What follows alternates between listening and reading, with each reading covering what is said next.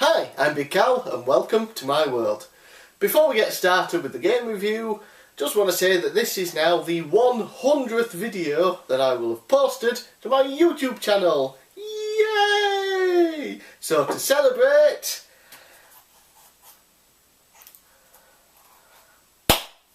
woo! Yeah, the budget for my shows is basically whatever I find in the house, so don't go on there and I've got a couple more. 100th episode! Woo! Ow! That one hurt. Okay, one more. Hopefully this one won't hurt. Woo! 100th episode! Yay! Yeah, let's just get on with the review, shall we?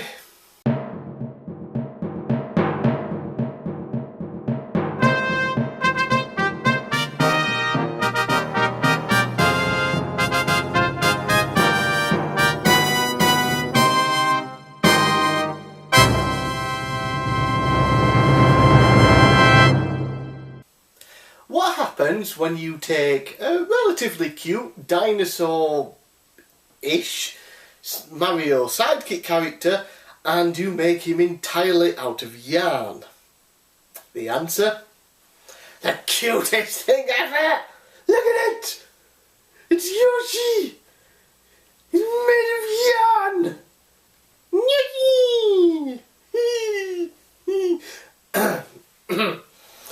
Not that I find anything like that particularly cute.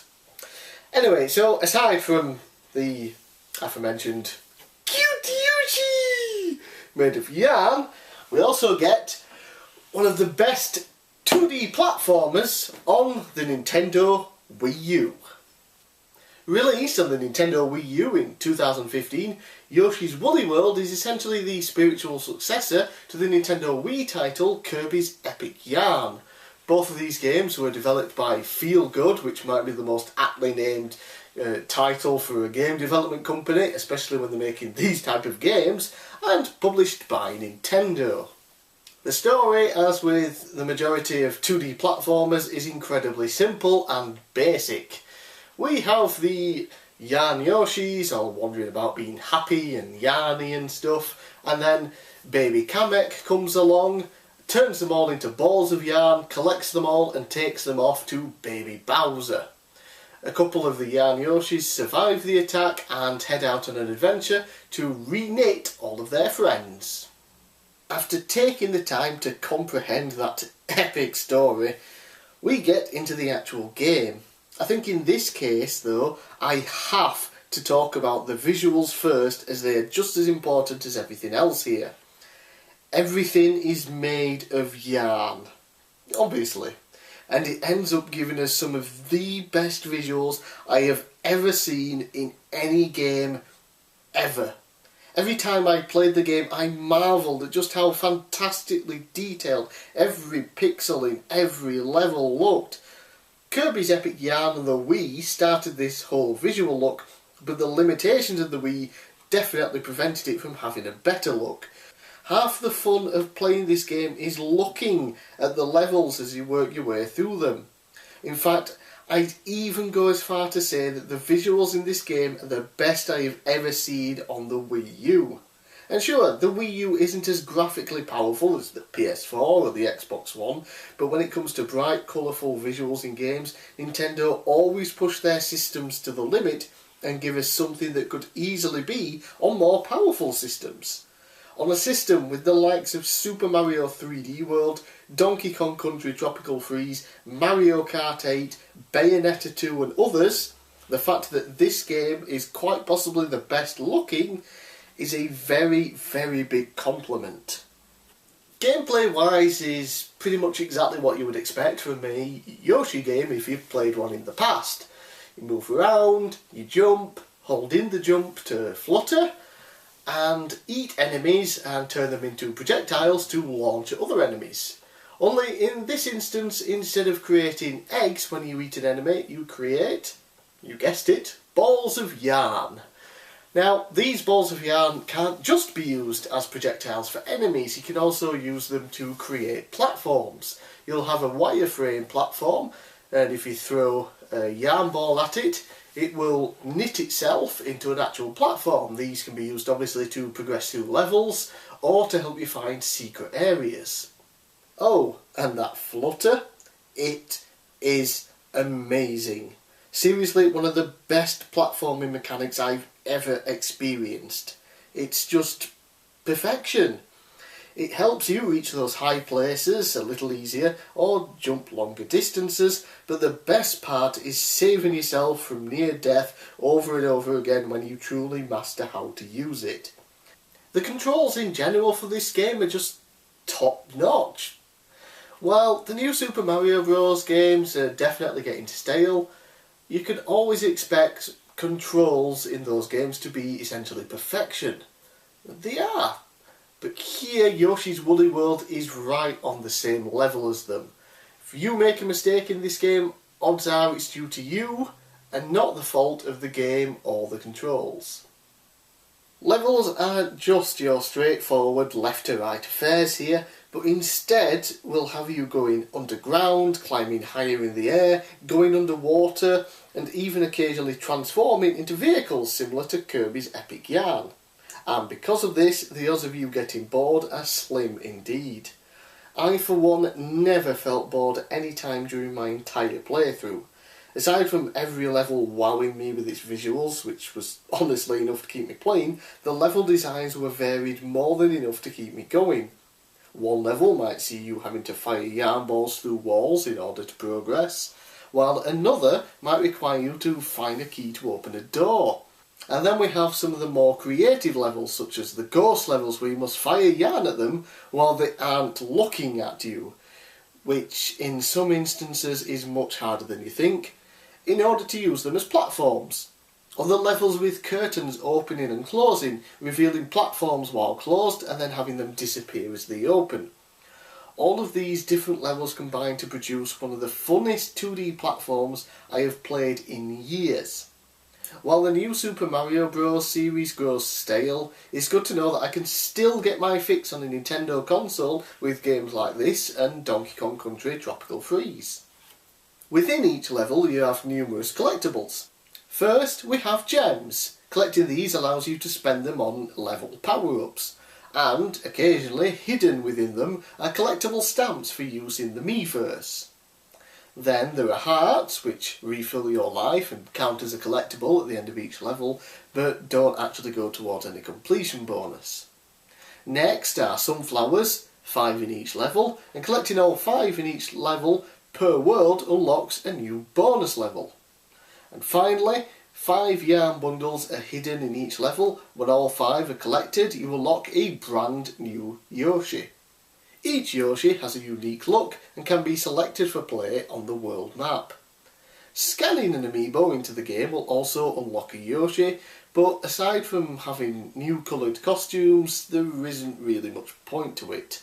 However, if you scan one of the Yoshi amiibos into the game during a level, you will gain access to a second Yoshi, which works similar to the Cherry power-up in Super Mario 3D World. Honestly, I found this a little pointless. It just becomes a little hectic and chaotic as you're trying to play through the level, especially if you happen to do it in a level that already has a second character there, aka Poochie. So, not really recommended in my opinion.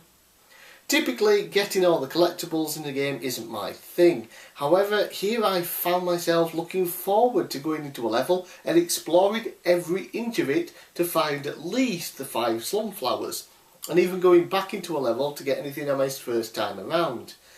And oh boy, some of these can be hard to find.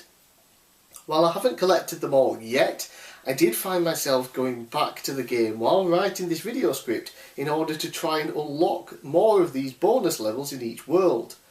If the first couple are anything to go by, these levels are not easy.